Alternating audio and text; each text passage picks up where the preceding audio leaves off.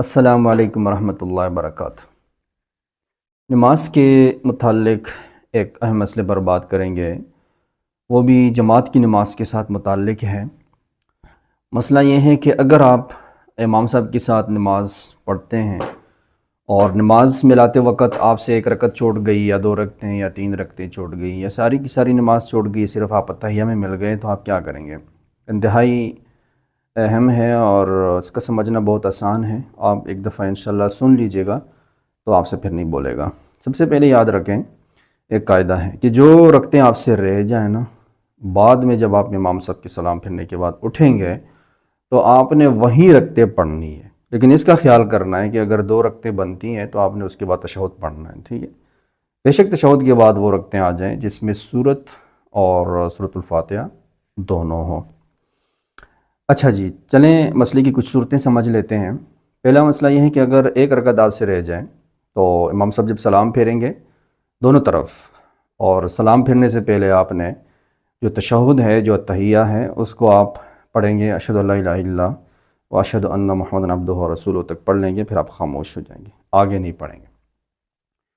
سلام پھرنے کے بعد آپ کھڑے ہو جائیں گے اور اپنی ایک رکعت جو آپ سے رہ گئی تھی، یعنی وہ جو امام صاحب نے آپ سے پڑھ لی تھی اور آپ رہ گئے تھے، وہ رکعت آپ پڑھ لیں گے، ٹھیک ہے؟ یعنی 4 رکعتوں والی نماز ہے، تو اس میں آپ سورۃ الفاتحہ اور سورت سمیت وہ رکعت پڑھنے کے بعد پھر آپ سلام پھر لیں گے اور اپنی نماز آپ کی مکمل ہو جائے گی۔ دوسری صورت یہ ہے کہ 2 رکعتیں آپ سے رہ جائیں۔ اگر 2 رکعتیں آپ سے رہ جائیں تو امام صاحب کے سلام پھرنے کے بعد آپ کھڑے ہو جائیں گے اور اپنی 2 رکعتیں آپ پڑھ لیں گے، جو 2 رکعتیں آپ سے ظاہری بات ہے پہلی 2 رکعتیں ہیں تو پہلی 2 رکعتوں میں آپ نے سورۃ الفاتحہ اور سورت دونوں پڑھنی، خیال کرنا ہے اس حوالے سے۔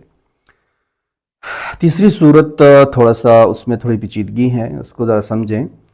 وہ یہ ہے کہ آپ نے جب امام صاحب کے ساتھ صرف ایک رکعت پڑھ لی ہے، باقی نماز ابھی آپ کی رہ رہی ہے، تو باقی نماز آپ کیسے ادا کریں گے؟ دیکھیں، یاد رکھیں، آپ نے امام صاحب کے ساتھ ایک رکعت جو پڑھی ہے نا، وہ آپ نے اپنی نماز کی آخری رکعت پڑھی ہے، اور 4 رکعتوں کی نماز میں آخری جو 2 رکعتیں ہیں اس میں سورۃ الفاتحہ تو پڑھا جاتا ہے لیکن ساتھ سورت نہیں پڑھی جاتی، ٹھیک؟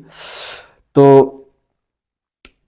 آپ امام صاحب کے سلام پھرنے کے بعد کھڑے ہو جائیں گے اور ایک رکعت پڑھیں گے، ایک رکعت کے بعد پھر آپ تشہد میں بیٹھ جائیں گے، کیونکہ 2 رکعتیں ہو گئیں، ایک رکعت آپ نے امام صاحب کے ساتھ پڑھی تھی اور ایک رکعت آپ نے خود پڑھ لی، تو آپ تشہد میں بیٹھ جائیں گے۔ تشہد پڑھنے کے بعد آپ کھڑے ہو جائیں گے۔ دیکھیں، ابھی آپ نے آگے 2 رکعتیں اور پڑھنی ہیں، لیکن وہ 2 رکعتیں آپ نے پہلی رکعت جو ہے سورۃ الفاتحہ پڑھنا ہے اس میں، اور ساتھ سورت بھی پڑھنی ہے۔ یہ بے شک تشہد کے بعد ہے، لیکن آپ نے پڑھنی اس لیے ہے کہ ابھی آپ نے سورت والی صرف ایک رکعت اس سے پہلے پڑھی ہے، تشہد کے بعد پھر آپ ایک اور رکعت سورت والی پڑھ لیں گے، سورت والی۔ اس کے بعد جو آخری رکعت ہوگی نا، وہ آپ کی بغیر سورت والی ہوگی، ٹھیک ہے؟ اس میں آپ سورت تو پڑھ لیں گے اور سورۃ الفاتحہ پڑھ لیں گے لیکن سورت نہیں پڑھیں گے، تو آپ کی 2 رکعتیں بغیر سورت والی ہو جائیں گی اور 2 رکعتیں سورت کے ساتھ ہو جائیں گی، ٹھیک ہے؟ کیونکہ ایک رکعت آپ نے امام صاحب کے ساتھ جو پڑھی تھی وہ تو بغیر سورت والی تھی نا، تو ایک آخری رکعت ہو جائے گی، ٹھیک؟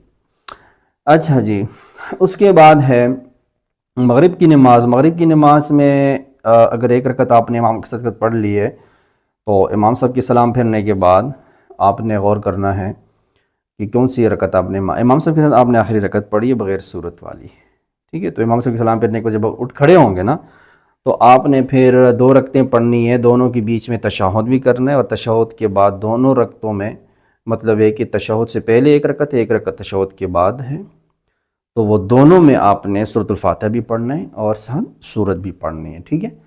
اچھا، ایک اور صورت یہ ہے کہ اگر آپ امام صاحب کے ساتھ ملتے ہیں اس حال میں کہ امام صاحب اپنی نماز مکمل کر چکے ہیں، تحیہ میں ساتھ مل جاتے ہیں، تو امام صاحب کے سلام پھرنے کے بعد آپ کھڑے ہو جائیں گے اور آپ اپنی نماز مکمل ایسی پڑھیں گے جیسے کہ آپ اپنی نماز اکیلے پڑھتے ہیں، ٹھیک ہے؟ اس میں کوئی جو ہے وہ تبدیلی نہیں ہے، اسی ترتیب سے پڑھیں گے۔ تو یہ انتہائی اہم مسئلہ ہے، امید ہے کہ انشاءاللہ آپ کو یہ مسئلہ سمجھ آیا ہوگا۔